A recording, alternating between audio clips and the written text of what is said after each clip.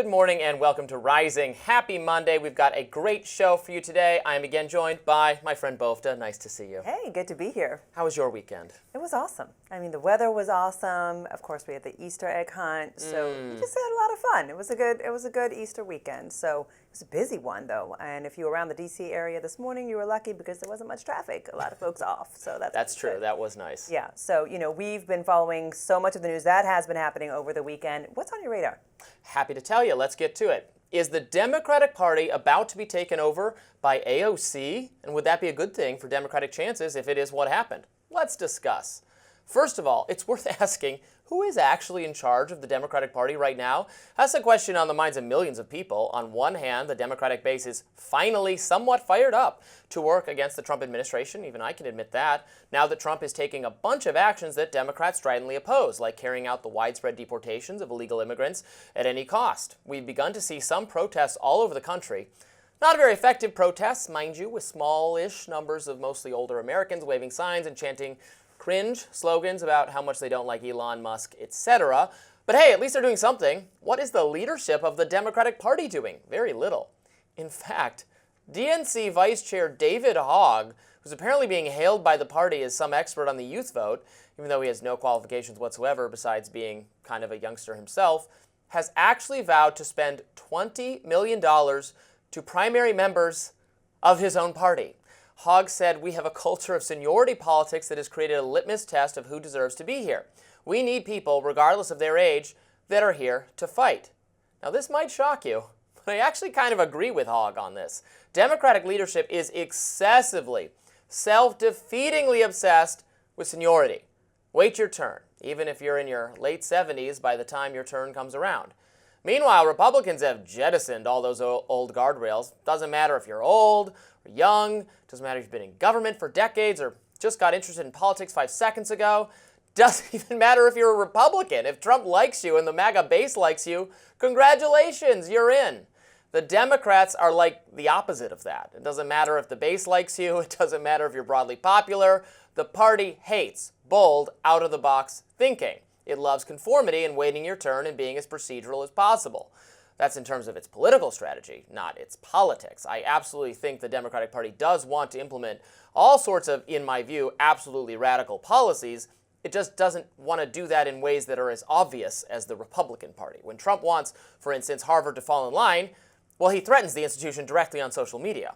When the Obama administration wanted Harvard to fall in line, they had their administrative agencies quietly craft guidance using a 50-year-old statute and send it to all the colleges. It was similarly effective, but a lot more subtle. Trump has no subtlety, for better or worse, so all the radicalism of what he wants to do is self-apparent. The radical nature of the Democratic agenda, on the other hand, is very much kept under wraps. But I digress. There are radicals in the Democratic Party, in my view. Two of them, in fact, Bernie Sanders and AOC, who are currently taking part in this oligarchy tour across the country. They even went to the music festival Coachella, a favorite destination of affluent young people, speaking in opposition to Trump and to Elon, the aforementioned oligarchs. Now, to Bernie's credit, he and AOC do draw crowds. Sanders is clearly nearing retirement age and will likely not run for president again. AOC, however, well, she might very well run in 2028. In fact, my favorite pollster, Nate Silver, thinks AOC may be the single most likely Democratic presidential nominee for 2028. Good idea? Bad idea? Let's listen to what Bill Maher had to say about it this weekend. It's not about the big crowds that come out to you when you're talking in a festival or wherever they are. I think it's because I think Bernie showed up at Coachella. That must have been fun for the fans. It's who shows up on Election Day. And I just don't see that's the ticket. I mean, Cory Booker, I know you've worked with him. I like Cory a lot from my home state of New Jersey. Made a speech for 25 hours. Again, just whacking each other off. This is just not what's going to get the job done. So not a favorable verdict. Like Bill Maher, I don't at all care for AOC's Democratic Socialist policies, and I expect that her agenda, which would give massive power to the federal government and to regulatory agencies in a misguided effort to empower bureaucrats to equalize society, would trigger a massive conservative backlash. You'd have half the country, maybe more, praying Trump could serve a third term. But I will say this, the right underestimates AOC to their peril. She is a formidable salesperson, and she's proving that all over the country right now. I'll be making this warning now until Election Day. Just because her ideas seem ludicrous and dangerous to us, to libertarians, NatCons, MAGA, the GOP, the Trump administration, etc., the right broadly, that does not mean she will be easy to beat. She has personality. She's got spunk. It's time to start reminding the voters that the choice isn't necessarily between the MAGA agenda and some kind of inoffensive, bland centrism represented by the Democratic Party. The choice is going to be between MAGA and socialism, at least if AOC gets her way. We shall see. So this caused a bit of a stir a couple days ago. Nate Silver, who's a pretty respected analyzer of the data, says he thinks, not that she's like 50% plus, but that she's got 20% chance and everybody else has less chance of being the nominee. I think that's going to wake up some people on the right end, maybe in the Democratic circles. Well, here's why I agree with you. I think you can't underestimate AOC. Remember the first time that she ran for office, if everyone remembers, she beat out a Democratic incumbent. And she did it by really getting in touch with the people and the pulse. And she ran for as she calls it, like a working class champion, right? So we know that AOC has a lot of power and she's got her pulse on something that the Democratic Party as a whole does not. So, a lot of people are resonating with her message. Look at the crowds. And Bill Maher can say, hey, he can make fun of the crowds, but people showing up means something, especially in this day and age. So people coming out, spending their time to, hang out essentially with Bernie Sanders, who they know is in retirement age. And AOC, I think, is saying a lot. And they are energizing the party in a way that the Democratic Party as a whole has not been able to. The other thing that I'll say is that doesn't mean that I necessarily agree that it's going to be easy for somebody like AOC to come in and be a presidential nominee. Let's be honest. Sexism still exists. We saw it with Kamala Harris. We also saw that Trump did have, when you compare 2024 and 2020, that he nearly doubled his share of young black men. Mm-hmm. And that there was a large amount of Hispanic voters who did come out to support him. Again, comparing 2024 to 2020, there was a wider number. And so this is different in that if AOC is running, not only she's the first Latina woman, youngest Latina woman to be in Congress, but also, you have to keep in mind that there's a ton of sexism that still exists in our country, even if you take race out of the picture. I think it will be hard for her. I'm not sure it will be hard for those reasons, for the identity-based reasons. I think it'll be hard because she will have the structural opposition from the Democratic Party. That too. In the same way that Bernie versus Hillary faced just tremendous amount of difficulty because there was so much institutionally on Hillary's side. And sure. I think AOC will be up against some of that, but the party has weakened substantially. There isn't someone as obvious a inheritor of the Democratic brand at the institutional level as Hillary was in 2016, or maybe, Kamala was this time around because they literally made her the nominee without an actual vote or anything of that nature. So in a crowded field, it could be a Trump 2016 situation where there's a million people running and the guy with the highest, gal in this case, with the highest name recognition is going to have an advantage because it's so diffuse. Who the establishment or the institution wants to support could be spread out amongst a bunch of candidates. That brings us to Stephen A. Smith puts his name in, right? So you've got this celebrity, just like, Trump back in 2015. He was polling at one point, I believe, in Texas for the Republican nomination at 2%. Nobody was taking him seriously. Stephen A. Smith recently, according to another poll, 2%. So I think we don't know. It's a toss-up to your point. It's going to be interesting to see in the next couple of years, I think, who steps up and who starts winning the messaging game, because that's what this is about. We don't know, but we'll be speculating like wild every day between now and 2028. Like wild. Just for fun, and also because that's our jobs. Yeah. Up next, SIGNALGATE scandal is far from over. In fact, it's heating up. Pete Hegseth is back in the hot seat, and we'll tell you why. Defense Secretary Pete Hegseth participated in a second group chat discussing U.S. military attacks in Yemen. This according to a report in the New York Times that says the group chat included Hegseth's wife, personal lawyer, and others. The report came during a weekend of turmoil at the Pentagon. Drew Petromo joins us now with more.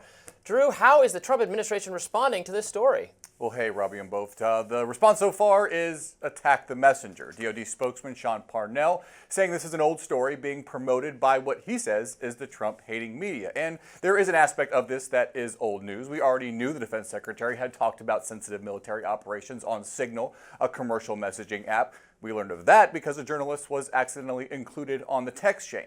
Now we learn of this second group chat that, according to the Times, included Hegseth's wife, personal lawyer, and about a dozen others described as being involved in Hegseth's professional and private life before he became defense secretary.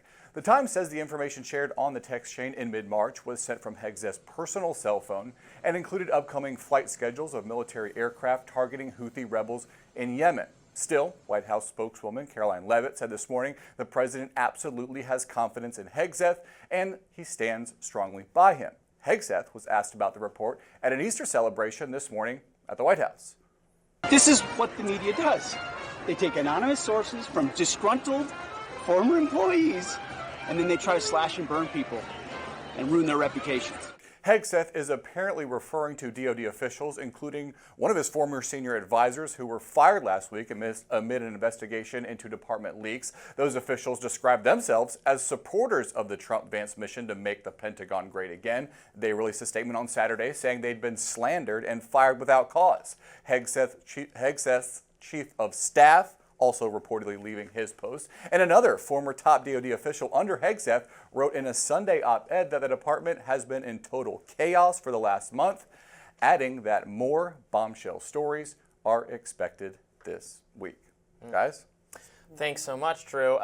It does seem like a lot of craziness. Look, this is a story that keeps growing legs, as we say in journalism, right? Like it's just we're finding out more information week by week, if not day by day sometimes, on the Signal group chat, and now this second one, of course.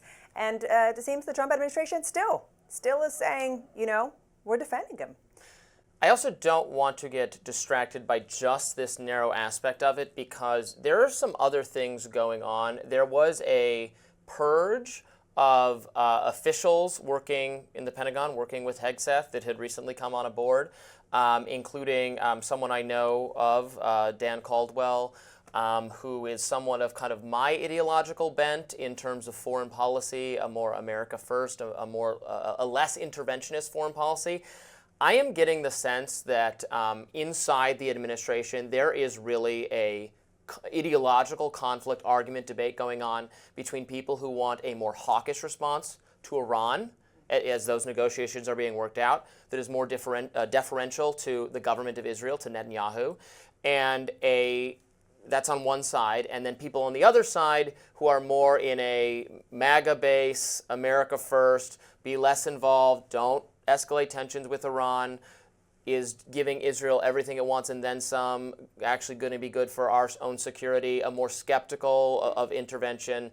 That wing, it looks to me, frustratingly and unfortunately, because I agree with that wing, is being pushed out a little bit, in which officials did not get roles, including Lieutenant Colonel Daniel Davis, who's a guest we have on our show very frequently to discuss these matters. He was up for a top job for Tulsi Gabbard and then didn't get it at the last minute because he's been a vocal critic of Israel's government and what it's doing in Gaza. So that's the background of this, and it looks to me like, what I am reading between the lines is there's some accountability for the chat, the Signal stuff, being shifted to people that other people in the administration want to push out for ideological reasons. Well, that's what I see going on. I think it's also a typical Trump. I mean, you've brought on a former Fox News host who has never served in a high-level ranking position in the government, who's using his private phone to talk about things that could put U.S. pilots, if it was captured by the enemy. I think this is big picture stuff. If it was leaked to the enemy, it could have jeopardized U.S. pilots. And I think that it's being brushed off. It's being brushed aside. There's a complete lack of judgment by Pete Hegseth, and he needs to go. Anyone who's looking at this from a common sense lens, he needs to go. I mean, what is your wife and brother doing in this chat? And you're talking about the timing of flights and the type of flights. Why? Yeah, look, he's going to face a lot of scrutiny over this. So far, Republicans are not blaming him for it, standing by him. Now, that's what they're saying publicly. We're not going to give The Atlantic or anyone else a scalp. That's what they've said. We don't care that that's what they're saying in public. I don't know if they're saying different things behind the screen. Even Tom Cotton was like, we need to get to the bottom of who did this leak. Hegseth's doing a great job. Guess what? More leaks are coming. That we know. We're only, a few months into the administration. there's going to be more leaks, and maybe it will be because of some of the background that you talked about right at the top of this, right? So maybe it is because of that, but either way, we do know. Because to me, that's ultimately a bigger deal. I know people are focusing on why were they having these chats on Signal, or why were people who shouldn't be in them, but whether we strike Iran's nuclear facilities or not is ultimately a bigger issue, right? And there is an actual disagreement within the Defense Department and the State Department probably as well about whether we should do that. Right, but we can't. J.D. Vance is more skeptical of doing that. Tulsi Gabbard's more skeptical of doing that. I don't know about Pete Hegseth. We saw in that Signal chat there was an actual disagreement between J.D. Vance and Pete Hegseth about whether the strikes on the Houthis should happen or whether we should wait a month. Right. There are disagreements on significant policy. Sure. And the people who share the let's wait it out, let's not have military strike as option number one, are being pushed out of the administration. And that is concerning to me. That's more concerning to me, frankly, than whether Jeffrey Goldberg was in the chat. Not that he should have been. Not that that was making excuses for it. I think but bottom line is what I'm saying is that there has to be accountability either way. So, had this been another administration, I do think that at this point, Hegseth would be out. Okay? So I think there still has to be, there can be disagreements. There are disagreements that happen in politics all the time, and that happen in war rooms, not on a private phone, on a publicly available chat. This is not a mom group chat, and I think it's being treated so casually that people are brushing it aside because that's what the Trump administration wants everyone to do. So there needs to be accountability either way, whether there's a disagreement or not. And sure, there may be ideological views that are happening that are shifting. Well, guess what? You bring different people in, and I don't agree that somebody should be fired because of it, but you bring different people into your administration, hopefully, that can shed light on different sides of things that are experts. And we don't have as much of that right now. Coming up next, Supreme Court Justice Alito blasts a late-night ruling on the Trump administration's deportation flights, calling it legally questionable. We'll discuss. More Rising right after this.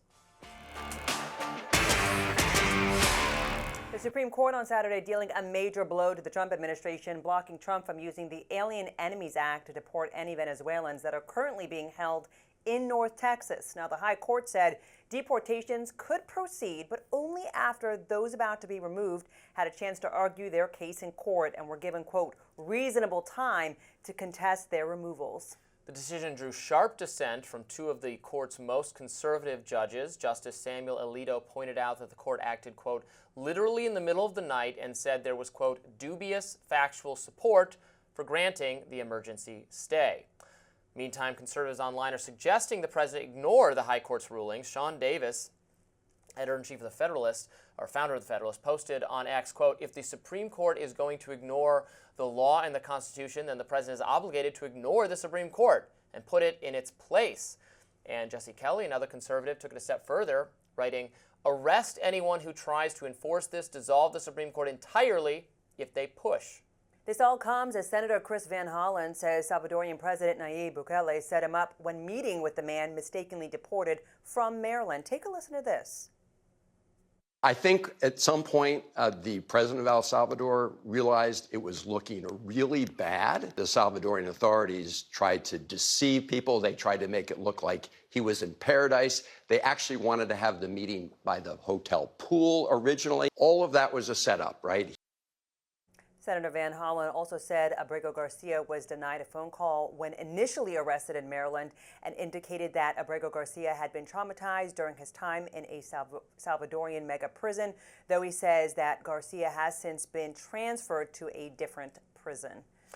Whew. Yes, some pushback on the Trump's immigration moves from the Supreme Court. The majority, including some of the conservatives, all of the conservatives except Alito and Thomas, saying that there just has to be a halt, basically, to what the Trump administration is doing. I think the subtext is we don't now trust you to bring back people that you do as we incorrectly say. Right. So we have to halt the whole thing. So that's the danger. You know, in what the mistake, I would say, in what the Trump administration did, with the White House, tweeted the other day, well, guess what? He's not coming back in this kind of na-na-na-na-na way. Well, if you do that, that's going to make the Supreme Court up the ante, whereas you could just take the L on that one because you admitted you shouldn't have deported him, get him back, and then and then deport him elsewhere. He is deportable. He should be deported. He just can't be Well, deported he to has El to go Salvador. through due process. I mean, there's a hearing. I mean, he's gone that- through due process. Well, no, he's supposed to get a hearing. He has not received that hearing before you are deported. So he hasn't received that. So let's start there. He's had that. No, he's had enough legal procedures. It's just the outcome of that was he cannot be deported to El Salvador for reasons of retaliation. He can be sent anywhere else. Right, and but they he's should do supposed to that. still get that hearing, from my understanding, and I'm not a legal expert, Right. but that's my understanding. But even that aside, we're still entering what could be a potential constitutional crisis here. I mean, you have a president who is bucking back at the Supreme Court, which we don't see in this way, in this adversarial way. I don't know the last time that we've seen it quite like this. And I think so it's going to be setting up whether, like you said, whether FDR the maybe? Trump administration, maybe. Remember when wants to FDR, go beloved through this. Democratic icon, said, oh, I don't like the Supreme Court getting in my way. Let's just add a bunch of justices to the Supreme Court who all share my view. And there was a massive public backlash to that. So it's not that this has never happened As I before. said, it's There been have a long- unprecedented been a long steps taken time. by the most beloved Democratic president of that century too. I also think this is a distraction. This is a distraction. The Trump administration is leveraging this distraction for what's happening in the economy, the tariffs that completely he fumbled. And so I think that there's part of that too. He's great at the art of distraction. I think that's part of what this is. He's also gotten so deep into this. It's now if he backs off the Supreme Court, how's he going to manage that? Maybe he'll just throw his hands up and say okay and do a tweet about it, and that's all we'll hear in typical Trump fashion. Or maybe he'll actually, keep fighting. Right. I think it's important for Trump people to remember, especially as they start tweeting like insane things like abolish the Supreme Court, ignore the Supreme Court. Those are progressive talking points for frustration that the Supreme Court is Republican, is conservative controlled, and then some. It's 6-3. There are 6 Republican appointed conservative justices on the Supreme Court. Even if you say that, John Roberts, who was appointed the Chief Justice, who was appointed by Bush, is a little bit more moderate than the others. There's still 5 other than him, solid conservative justices appointed by, Alito was appointed by Bush. The rest were appointed, by, I guess Thomas before that as well. But the others are Trump, these are Bottom Trump line, it appointees. leans conservative. So The point is, these are people Trump himself picked. Yeah, right. So if you're getting pushback, it's not because they hate Trump. It's not because they don't share his agenda. It's not because they want conservatives to fail. It's that they have a set of principles that the Trump administration goodness. is going out of its way to violate, and it doesn't need to be this way. If you just do it in the way prescribed by law, you will have the support of the Supreme Court to carry out the massive deportation of criminal illegal immigrants that you ran on and that most Americans want you to carry out. That can still be done. But if there are errors of this nature, you need to reassure the Supreme Court and me that if you accidentally deport an American citizen, you're going to actually get them back. Or that's not going to happen, and B, if it does happen, you're not going to say, oh, well, we don't have to do anything about it, even when the Supreme Court says, please facilitate this. And they admitted it was a mistake. They admitted it was a mistake, so it's not like they haven't admitted that. Then they bring up MS-13, another alleged MS-13 to throw into this fire that this man is MS-13. Well, he is a member of MS-13. No. Well, that that a was judge the said, a judge determined, that he let's was be clear. a member of MS-13. No, a judge determined that he has not been charged with anything criminal in this country. That's number one. No, but being number two, he is not a member of MS-13. A judge said that. A judge That's not said what the judge there's said. no evidence. Okay. No, that's just not what. No. Okay. The judge looked at the evidence and said, and believed what the government had argued, which is that based on his clothing, that he was picked up with other MS-13 agents, that he was an informant said that he was a member of MS-13. Look, you can think the government got it wrong and persist in believing that he's not a member of MS-13. That's perfectly possible. But whatever the legal system he went through determined he was a member of MS-13. And should be deported on that basis, just not to El Salvador. So I am fine with them deporting him, but it was not supposed to be to El Salvador, so they should get him back. And they should not send him to this, prison complex. We don't want to start using this CCOT thing as just a prison complex for everyone who gets kicked out of America. El Salvador is making money off of this decision, of Trump's decisions to send. Next up, ADHD. New York Times had a big expose on that. Our next guest is challenging a lot of the popular conceptions of what it's about, how to treat it, and what causes it. We'll discuss. Stay tuned. More Rising right after this. Have doctors been overdiagnosing ADHD, needlessly prescribing pills to perfectly healthy young people? While this has long been a topic in alternative media, the mainstream is starting to ask these questions too. The New York Times recently ran an in-depth look at the issue, provocatively asking whether, quote, we've been getting ADHD all wrong. Now, our next guest welcomes the New York Times scrutiny of this issue, but thinks maybe they're missing a part of the equation, and that is social contagion. Freddie DeBoer is an author and self-dubbed Marxist who nevertheless often spars with what progressives and other leftists think about political topics. He wrote a Substack piece that challenges the notion that behavioral disorder is even a thing. He writes for Substack that there is now a vast and deeply annoying ADHD culture online that acts as a kind of evangelical movement for ADHD. DeBoer highlights how the explosion of the neurodivergent disorder has also lured in people looking to make a buck off of those claiming to have the behavioral condition. Here to elaborate is writer Freddie DeBoer. Thanks for joining us this morning. Thank you for having me. Yeah, it's our pleasure. Thanks so much for being with us. I'm a fan of your work. I've wanted to get you on the show to talk about a great number of subjects, but this seems like a good one to get into. I really liked the New York Times article taking a look, or a kind of second look, at the ADHD phenomenon. But what you really focused in on is the social contagion aspect that was not discussed in great detail in the New York Times. Can you tell our viewers what you mean by that, and how there's an industry and a social media environment and a whole culture around that maybe lures people? I don't want to say that what you're suffering from something is like made up in all cases or anything of that nature, but can encourage people who really are perfectly healthy to view themselves in this way. Yeah, I mean, I think it's important to start with the fact that social contagion as a vector of disease is something that we've known about for more than 100 years. This is a phenomenon that has been deepened and extended by online life, by hyperconnectivity, by the ability to plug into these vast networks all the time. But there are cases going back, like I said, more than a century ago, of groups of people through which a disorder that has presumably some underlying physiological or neurological basis spreads in a way that is highly implausible medically. And the presumption, and what's been fairly well documented in the past, is that a disorder comes to become a kind of marker of an insider status. It denotes a particular sort of social status.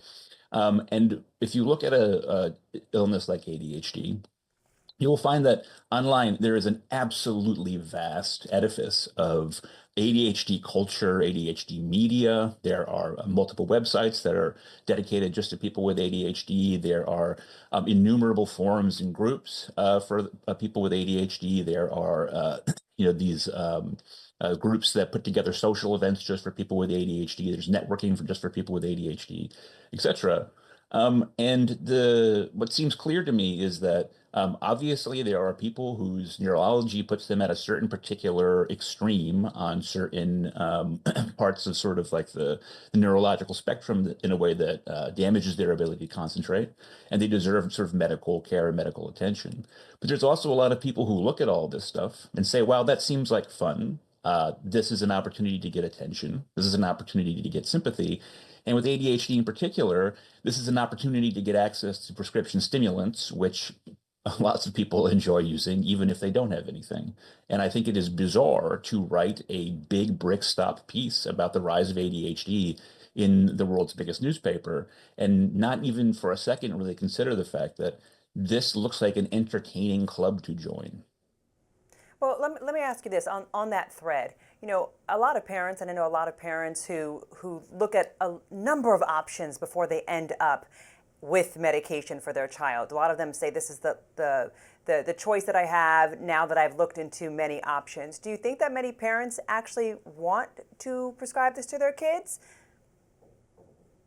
Well, I think that is a good sort of hint at part of what's going on here, which is that even in terms of its sort of fundamental diagnostic sort of criteria, if you go back a few decades, ADHD was considered to simply be a disorder of childhood. And in fact, if you look at a great deal of the literature from that period, even from just 30 or 40 years ago, the presumption among a lot of the medical personnel is that ADHD ceases to be meaningfully a neurological disorder when people reach adulthood. But what's changed now is that a vast number of people who have ADHD were not diagnosed in their childhood, but rather were diagnosed in adulthood. And a vast portion of those are self-diagnosed. So I think it's really important to say that one of the core elements of this, the rise of this disorder and some related phenomenon, such as with autism, is that the activist class, the disability rights activist class that has powered a lot of these changes, insists that self-diagnosis is exactly as valid and exactly as real as diagnosis from medical personnel. So I certainly think that many or most parents would probably avoid a diagnosis if they can avoid it and medication. But many individuals will happily leap at the chance to sort of define themselves in these ways. And I also think that, frankly, American parents, particularly elites who are raising children to be academically competitive, will also sort of cynically take advantage of the fact that people with ADHD get accommodations on their work, more time to work, et cetera, and again, access to stimulant medication, which could improve them in the college rat race. So I just, knowing what I understand about human nature, it wouldn't surprise me if people were acting in that way. Yeah, I think it's worth teasing that out in a little bit greater detail. That's something you've written about that's always intrigued me about your work, and I've observed similar phenomenons in elite educational spaces, the need to have some kind of victim or trauma-based narrative in order to sell yourself in terms of admissions, in terms of job applications. So what do you, an otherwise, very affluent, if you're a white person who's not suffered race-based discrimination, if you grew up affluent, how can you have but I was a victim to kind of thing to make yourself appealing on paper? I mean, it's kind of gross to even talk about, but one thing is to have this culture of, self-diagnosis or self-identification around trauma or mental illness or problems like this.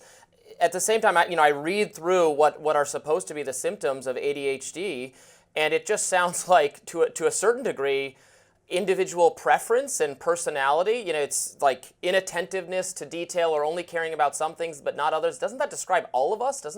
Aren't all of us sometimes forgetful or more attentive to the things that matter to us and not other things, whether it's one subject versus another or one interest versus another? It starts to be like so vague that you could really ascribe this to anyone, which gives it that power. If you're looking for something to say, here's something I have wrong with me to make me an appealing candidate.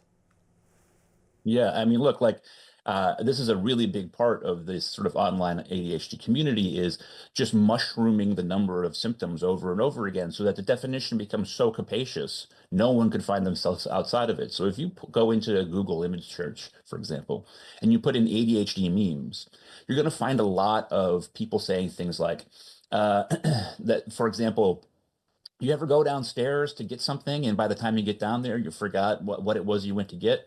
You might have ADHD, right? Like that is an experience that is absolutely common across the human sort of the human race, right? That's the kind of experience that all of us have from time to time. It happened to me this morning, Freddie. There's not just it happened to me today. I mean, there's thousands of these memes. One of my favorites is a very popular one, which has been shared tens of thousands of times in these communities, is, are you the kind of ADHD person who has a browser full of 100 open tabs? Or are you the kind of ADHD person who has a browser with only one tab because you're so hyper-focused on it? And I want to just take a second to sort of look at what that means. It's asserting that literally a behavior and its exact opposite are both proof of the same neurodevelopmental disorder, right? And this gets back to this sort of sense that people want to be included, but they also want stories about their lives, right? I think a big part of this is almost never is this done with malicious intent. I think that rather we sort of are wandering around in a modern life that really provides us with very few sort of senses of like, am I a good person? Am I a successful person? Am I doing what I'm supposed to be? And then you have these narratives about these disabilities, which they appear to sort of give shape and direction to everything that you do. All the things that you do that bother you or that confuse you, everything that you've done that you try to wonder why you're that kind of person, these things sort of in these cultures become omni-explanatory systems for your whole life, Well, Freddie, which I is think just seductive. to point to that, there may be some who, as you're pointing out, who are in that vein, going in that direction, right? Who are saying, well, I'm distracted all the time and those kinds of things. But there are other very real cases of this that are often tied to, as that New York Times article pointed out, anxiety and other conditions that the child might have. And I'm talking about children because the parent at the end of the day is the one who's going to say, okay, I'm going to okay this prescription, right? And so I think we look at, what is the solution here? Because experts have said it's neurological, it's also environmental. Is the solution that, hey, we need more research in this? Is the solution to slow down, the amount that we're actually prescribing? What would you say? What's your take on what the solution is? Because look, there's always going to be memes about something. The internet's always going to be, making jokes about one thing or another. But I just want to say that this is a serious topic, right? Of course it is, but I think that's kind of the point, right? Like, so, for example, to sort of like pull it into the way that you're talking about, what is the right thing to do? Well, I am someone who writes a lot about academia. I was in academia for many years. I'm sort of plugged into a lot of educational circles, and I write about this disability stuff. I've had at least a half dozen college instructors tell me that they're now in a situation where a majority of the students in their class have some sort of an accommodation, educational accommodation, in terms of like taking more time for a test or more time to do work, etc. In terms of like providing these educational accommodations. They have more students who have those than don't. Some of them describe classes where 3/4 of their students at these elite, Ivy League or elite institutions are showing up every day saying, I have a special accommodation to be able to take more time on test or to be able to turn in my work late or whatever. And at some point you say, okay, is 3/4 of the students getting an accommodation? Or is the other quarter of the students getting an unfair penalty? I mean, at a certain penetration point, if these things become so common, you have to really wonder what does it mean to say the nature of like a disability or a disorder? I mean, you mentioned the New York Times piece. I believe the quote was that something like in some of the research, something like 25% or a quarter of American males under the age of 25 have had an ADHD diagnosis, right? When you're getting to those kind of numbers, it kind of just destroys the notion of a norm and then a disorder that underlies it. Now, what I would say is this. I think that there are spectrums for a lot of these behaviors, and that you can be at the extreme of a spectrum, which makes it difficult for you to be able to concentrate. And I don't think that we need to be miserly when it comes to sort of handing out understanding and accommodation. But at some point, right, the edifice of disability, the Americans with Disabilities Act, the legal concept of accommodation, is so important to protect that we have to better define what we're talking about here. The people that I respect the most are the ones who say, I feel that I need Ritalin or I need Adderall to do my office job, and so I got this diagnosis. In other words, they have a completely sort of utilitarian approach where they say, yes, I do this to get access to a stimulant medication because it makes my life better. That's something that I understand and I don't have a problem with, right? As long as we're not contributing to sort of degrade the notion of a protective class of people who are suffering from a real disability. And I think one of the things that the New York Times piece does well is it really undermines the question of whether the accommodations we're providing people with help at all. Absolutely. Freddie DeBoer, thank you so much for joining us to discuss this topic. Really fascinating insights. We appreciate it. Up next, the White House completely revamps their official COVID website, transforming it into Lab Leak Central. Stay tuned. Dr. Fauci, the criminal. Those are the latest words coming out of the White House after it overhauled the covid.gov website this weekend. Now, the site is a lab leak data center displaying what they say is scientific proof that COVID was, in fact, man-made in Wuhan, China. Alleges Dr. Fauci helped cover it up. The redesign replaces previously offered health information and access to tests and treatment for the contagious disease. Federal agencies have released contrasting reports about the origins of the pandemic. Last December, you may remember, a House investigation found the most likely cause is a lab leak. Other scientists say it's more likely COVID originated in wildlife and was spread to humans at a Wuhan animal market. The flashy new page has social media users split. Outkick writer Ian Miller says how incredible it is to finally see the truth coming from an official White House website. Political commentator Brian Krasenstein writes, disgusting, 26,100 Americans have died from COVID-19 in just 3 months under Trump's watch. This is a betrayal of every life we've lost. Well, I don't know about that. I think it's good to see the administration doing more to get to the bottom of COVID's origins. Now, I would say just redesigning a website, this is kind of a PR thing, and there's too much easy applause, in my view, for practicing sham accountability rather than real transparency. So if the Trump administration is convinced that COVID originated from a lab leak, again, this is the determination that the Energy Department, the CIA, and the FBI have made, that it is more likely it came from a lab than from an animal wet market. I also think it is more likely. I would like to know more. I would like to see more of the raw intelligence that caused the government agencies to reach this conclusion. I don't like just, a web page saying a House report that we already saw. I read the House Republican report on why they think it was a lab leak. There's some interesting stuff in there, to be clear, but I want to get more specific now. It's time to start, and Congress passed a law, and Biden signed it, saying we would have disclosure of everything the government knows about COVID's origins.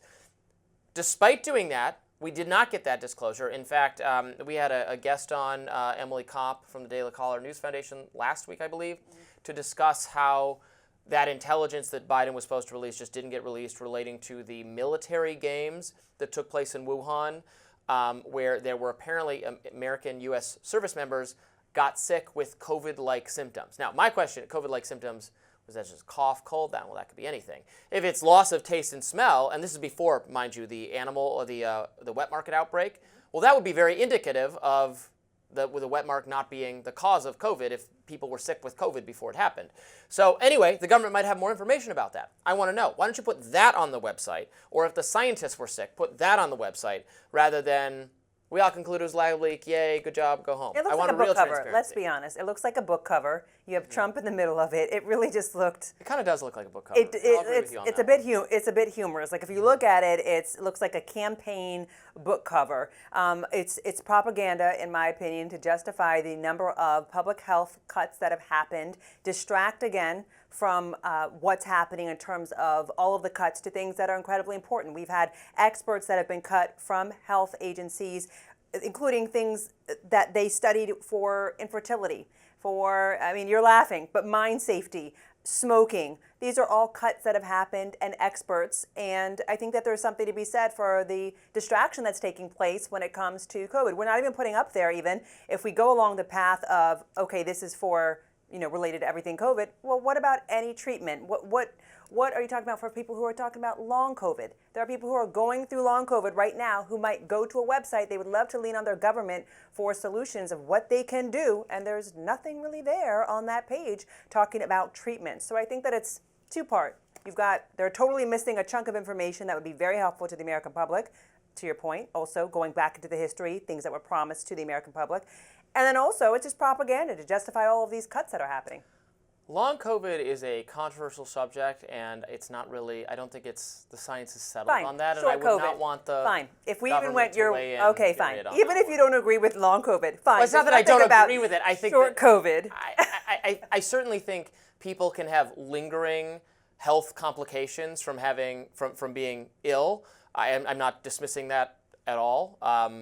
I think some of the kind of brain fog and sort of just total debilitation that some almost, honestly, it has to do with what our guest on ADHD said earlier. There is a kind of encouragement to diagnose this way that does not, to me, seem well founded by the medical expertise so far. Those who would do that research are probably getting cut. So there you go. So we won't probably know that answer, unfortunately, because people are getting cut from important jobs that help us find some of these answers. So you might be right, you might be wrong, but I do know people who've gone through long COVID, and it's a serious struggle even years later. I mean, it is debilitating. And so you might not believe it, but sometimes, just because we don't experience it doesn't mean that it's not true. Do Do you think there will be no scientific research done if the government doesn't fund it or staff the people? Well, I just think that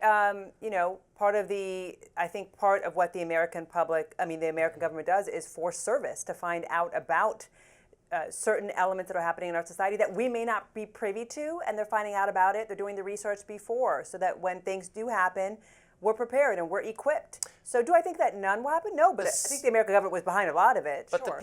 but the COVID case, to my mind, is such a good example of, we had a robust public health government effort that failed in nearly every possible respect, even from a do more standpoint. What was the first thing the CDC did? They outlawed, they standardized and centralized the COVID testing response. They put it solely in their own hands and got rid of and stopped anyone else from doing testing.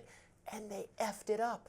They got their tests wrong. Theirs didn't work. They screwed it up so badly. But isn't that an indictment? If in the moment of your hour, the hour that calls for your thing, you screw up catastrophically, on some level, that's just an argument against having it centralized at all. Well, sometimes I also think that experts are carrying out marching orders, and they're coming from the president. They're coming from the leadership, and so they're carrying out. But that leadership was Fauci, right? But above Fauci, we also had Trump. So who wouldn't even wear a mask? So we can go back in time and we could go down that. Trump wore a mask. At this stage of the pandemic, Fauci was saying not to wear a mask. Okay, what I'm saying is we can go down that rabbit hole. Yeah. What we're looking at right now, though, is this website and the fact that there's really nothing for anything related to treatment, and that there are health cuts happening at the same time, and we're not talking about that because he wants us to talk about the website, which is what we're doing. If you don't know what to do about COVID and you need a government website to tell you at this point, the government should have a website, though. Even if people don't go to it, the government should have a website. Hey, maybe people won't, but you should have a website. You're the government. All right. Next up, is Columbia University going after Catholic students? One thinks so, and he joins us to discuss. Columbia University is in the national spotlight after accusations of anti-Semitism on campus prompted the Trump administration to take action. Our next guest says his own speech and religious beliefs are being attacked by Columbia officials. Here's the catch. He's a conservative and a Catholic. Daniel DiMartino is a doctoral student at Columbia. Last week, he penned an article detailing how the school's Office of Institutional Equity investigators targeted him over social media posts that espoused his Catholic beliefs, saying the university wants to silence him for, quote, stating the simple truth that men cannot become women. Columbia investigators denied their goal was to discipline him and warned against posts that could create a, quote, hostile environment. Daniel DiMartino, a fellow at the Manhattan Institute and a PhD candidate at Columbia University, joins us now. Welcome to the show. Thanks for having me and talking about this. Yeah, great to be with you, Daniel. And we've had you on before to discuss immigration issues and some other things. And I think, like me, are, very, of course, against anti-Semitism. I'm a little bit skeptical of efforts at the administrative level to, create new boards or bureaucracies that are going to start policing speech on campus, even really hateful speech, because we know where that leads to them, going after just policing people for wrongthink. It seems to be this is a case of that. Why don't you explain exactly in detail what happened to you? Well, let me say, what happens at Columbia is that this is a university that is ruled by people who hate conservatives. That is the reality. That is who staffs the administration of most major universities. And what happened was that I simply received an email a few weeks ago, last month, where they told me that I had been reported for something that could be what they call discriminatory harassment. You read their policy, that essentially means anything that could make somebody feel uncomfortable. And I immediately thought that it was on my social media post. I agreed to meet with them. I met with them. And then these three ladies who work for the Office of Institutional Equity, appropriately named for, it's kind of like the new DEI office. And then they told me that it was about my ex posts, where essentially all of them but one were about the belief that men cannot become women or women can become men. I do not believe in transgenderism. I am opposed to that for, biological and religious reasons. And a lot of them were related to my religious beliefs, meaning what God teaches or not, right? I said defending Vice President Vance and President Trump, who after inauguration were lectured by this Protestant pastor, telling them to be compassionate and transgender people. And I simply said, God does not teach us that we can change our gender. And they thought that was a hateful post, where I think that's simply my religion. I am not yelling at anyone. I am not doing anything illegal. And it seems like Colombia is more focused on going after people like me than going after actual people who are doing illegal acts at Colombia, protesting, occupying the campus, and doing anti-Semitic harassment. Daniel, one of the things that I'm curious if Colombia brought this up during their investigation with you, but you have been outspoken saying that immigrants with facial tattoos who look like criminals should be screened more carefully. You've said that's not discriminatory, but then said in a different interview, we need some more discrimination. Which way is it, and did Colombia bring that up, and is that what they're really honing in on as well? Yeah, that was one of the tweets. It was really just like the last one of all the ones that they showed me. They showed me about 15, 12, something like that. And, not all discrimination is wrong. I mean, you discriminate against criminals and you put them in prison. And the U.S. government, law enforcement, has a list of tattoos that indicate gang affiliation, and those people need to be screened. And some of them are excludable just by their tattoos. I think that's totally fine. And if the Biden administration had screened people more carefully because of their tattoos, maybe they wouldn't have let in as many criminals. And I think that's a totally legitimate opinion to have, whether somebody disagrees or agrees with me. Well, Daniel, just to push back on that, somebody could have a tattoo when they were a former gang member and now they've changed around their lives. They may still have that tattoo. You would say still screen them more carefully, still discriminate against them? What if they were your brother or somebody that you knew? Would you still feel that way? Yes, absolutely. If somebody used to be a gang member, they should be screened more carefully to immigrate to any country, or perhaps even not allowed to. Even if they've changed their life? This is already the law, by the way. I am not saying anything that is a proposal. This is already the law. But even if they've changed their life, and they've reformed, they're now maybe even a professor somewhere, you would say still you need to screen them more carefully? I am just telling you, the law right now means that if you were a member of a terrorist organization or a gang, and by the way, MS-13 was declared a terrorist organization now, you are excludable from the United States for immigration purposes. That is the law. Right, but you can't always tell that, my point is, from the tattoo. Well, but we're saying excludable I'm means... not saying either just from the tattoo, but I'm saying that that's one of the indications. Right. And that's the indication for any law enforcement agency. And right, I think that's totally common sense. But we're getting into the merits of my argument, which I think is amazing. And you have totally the right to disagree. I don't think students should be told, or imagine you were a student and they told you because you disagree with me, your posts are discriminatory and hateful. Of course not. You have total right to disagree with me, just like I have with you. These are totally normal opinions.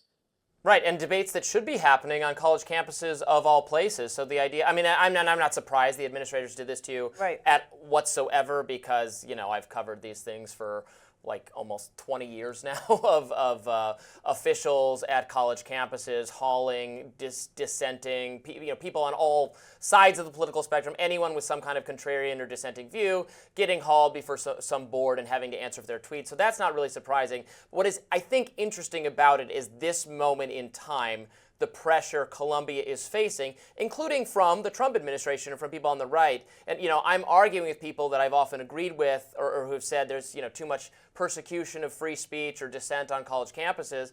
And I'm saying, well, okay, but you want to set up a board or a task force to police whatever it is, anti-Semitic speech. But the people doing that are going to be these same people who hold conservatives in utter contempt.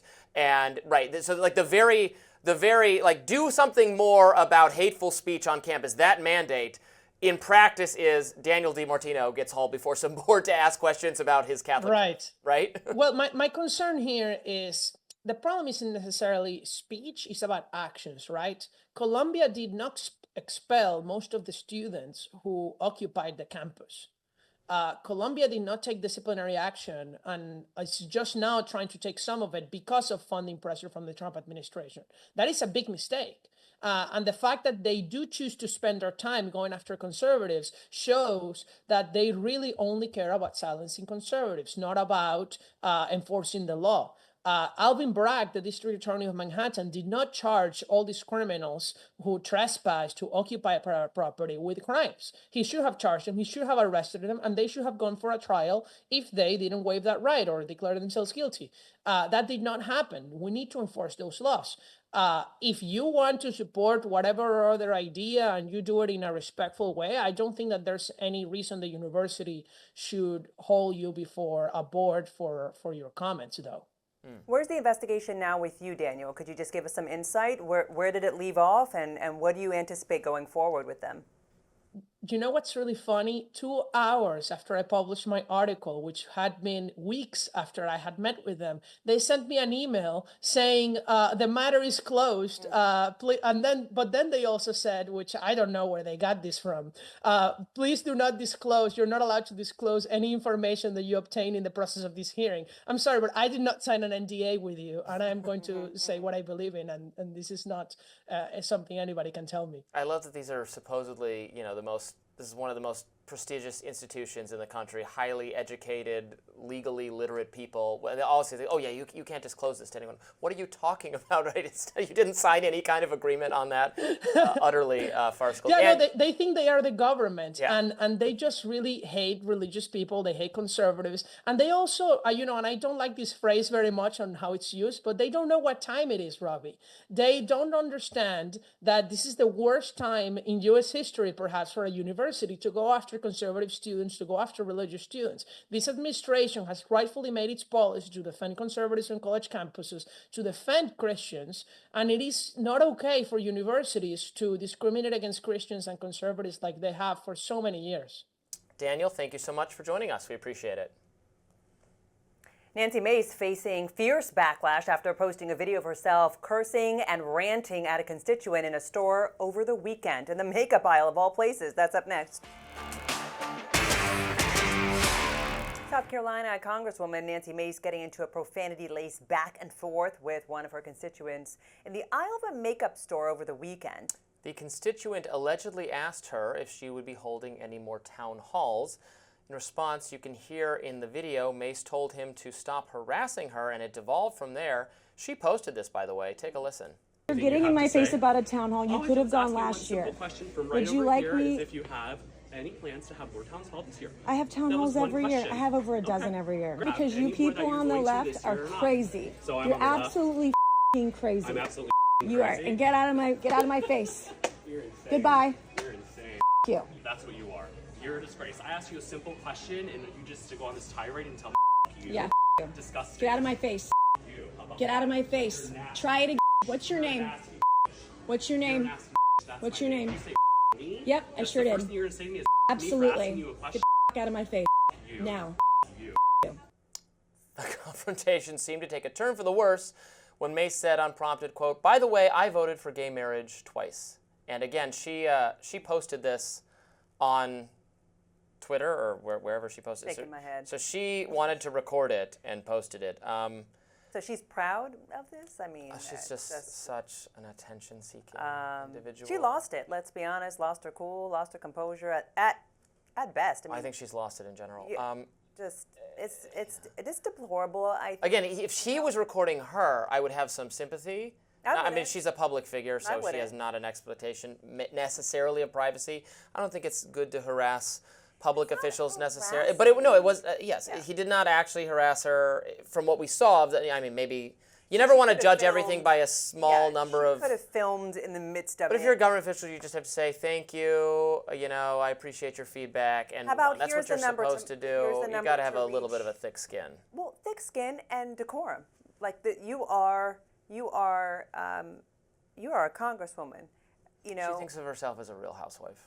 Well, newsflash, that ain't the case, and you have to be accountable to the public. And look, does everybody want to be bothered in a makeup store? No, but then don't run for office. How about that, right? Like, don't run for office if you're expecting, especially in this day and age of social media, don't run for office if you're going to be, super private about everything and you want to be walking in a store and have nobody ask you a question. You're working for the people. Yeah, It's sad. I think it's sad that, especially to your point, that she posted it. Like, lady, really? She has really recast herself in the last couple of years, trying to be more of a kind of MAGA celebrity person. I mean, as she notes, it is interesting. She says she voted for gay marriage twice. She was once seen as a more moderate Republican. Now, however, there just isn't, or even more Trump critical. The problem for her is there's no constituency for that. You got to be fully on board MAGA, or you're not welcome in the Republican Party. She has figured that out. She has sought greater acclaim and attention from the MAGA world by really leaning into the fight over transgender issues. I agree with some of the things she's had to say on that. I disagree with others. Well, no, wait. On that point, she says she's pro-transgender rights, but then she uses slurs that are deeply hurtful for the transgender community. So, she's trying to play both sides. So, yeah, I mean, she can't. She's trying to do back. this dance. She's trying to do this dance, and it doesn't work, Robbie. Well, that was going to be my point. It's not working because my understanding from talking to people who are more on the right than I am is that actually she's not held in a lot of esteem by people on the right. That they find it insincere, kind of fake, and I don't think MAGA intellectuals view her really as one of them, but maybe this performance is enough for the base. I don't really know. I think I would say this of anyone, congressman or not. I would not go about just recording people with your interactions with people in real life. I don't think it's, this kind of the Karen mentality or whatever. Just like don't seek conflict with people.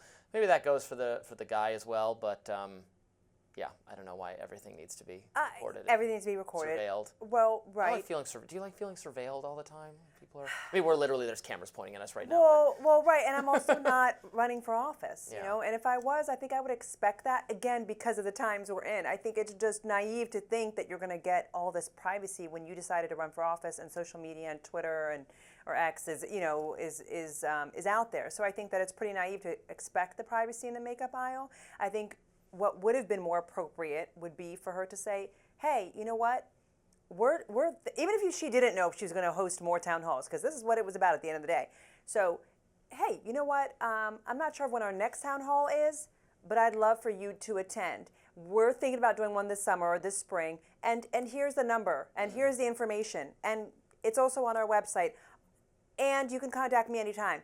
And you're right. There's so many things she could have done. She could have just offered her email, even. Or maybe this, Bofta. Maybe, just maybe, she was driven to homicidal rage, as I often am in the aisles in these convenience stores now, where they've locked everything, and you have to press a button and have someone come so you can get shaving cream or deodorant or hairspray. You know how everything's locked up now in CVS and Walgreens? Well, yeah. It drives me insane. What's the point of shopping there then? I'll just order it on freaking Amazon if I have to toilet paper. I don't want to invite the whole world into my shopping experience. It's insane and terrible that they're doing that. I hate it. Have security guards if people are going to shoplift. Actually police crime. Don't make us law-abiding citizens pay for this. It makes me furious, and I'm just not shopping at places anymore where you have to press a button to have someone come unlock the thing for you. It ruins the shopping experience. It's very dumb. So if she was going through that, then I understand her response. I would have acted the same way if it's that. I'm just saying. They lock up even baby formula now. It's stupid. Don't lock it. Have a security guard and actually detain shoplifters. That costs money. It's going to end up costing more money when they lock everything up, and then people just consciously avoid shopping there. We're all going to pivot to online shopping. Then I think you need to write it. Strongly held. Yeah, you need to write a note. You need to write a note to CVS. CEO of CVS, stop doing this. This is dumb. People will stop shopping there. All right. Next up, we have a more serious and somber note to discuss. Breaking news: Pope Francis has passed away at 88 years old. We will talk about his legacy right after this.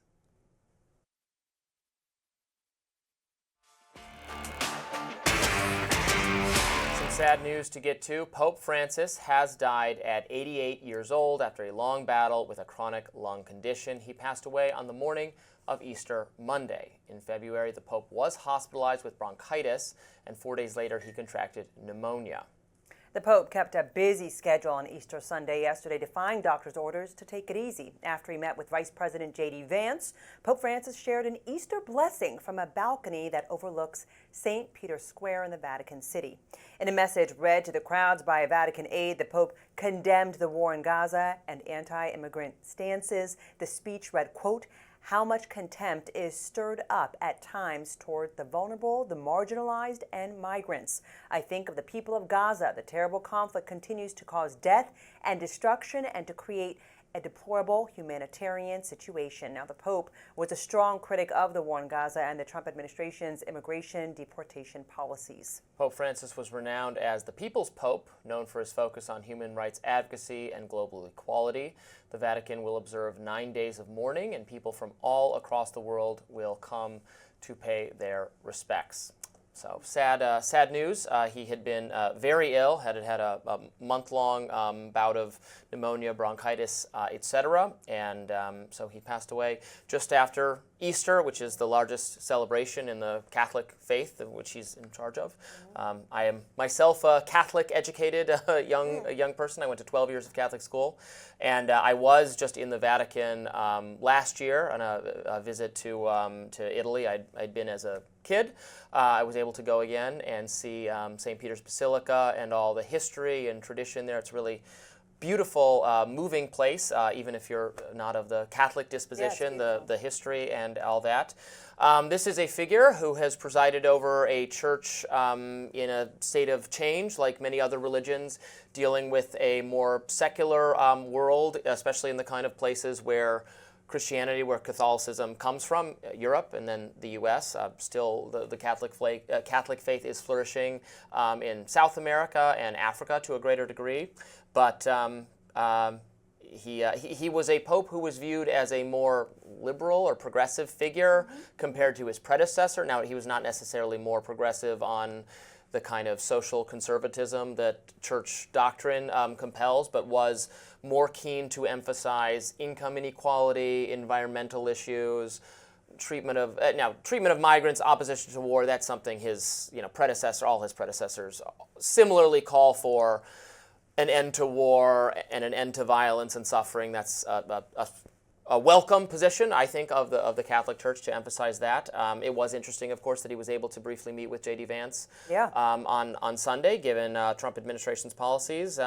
So that's the situation. Yeah, and I think one of the best reads that I had when I was just looking over his life was that he changed the tune but not the lyrics of the Catholic Church. And he did show incredible compassion for marginalized groups, for those who were forgotten. He did have compassion toward the LGBTQ community, though he still kept some of the traditional stances on abortion and on gay marriage. And I think that, so much of his spirit we saw this weekend, wanting to be with the people. And I think it speaks to just the strength of his soul and the inspiration he gave to so many, and how, now they'll look to, and that's the decision they'll have in the weeks ahead, of course, after the 9 days of mourning, which starts today, where they'll really be thinking about who's going to take us in the direction maybe that he took us in, or a different direction.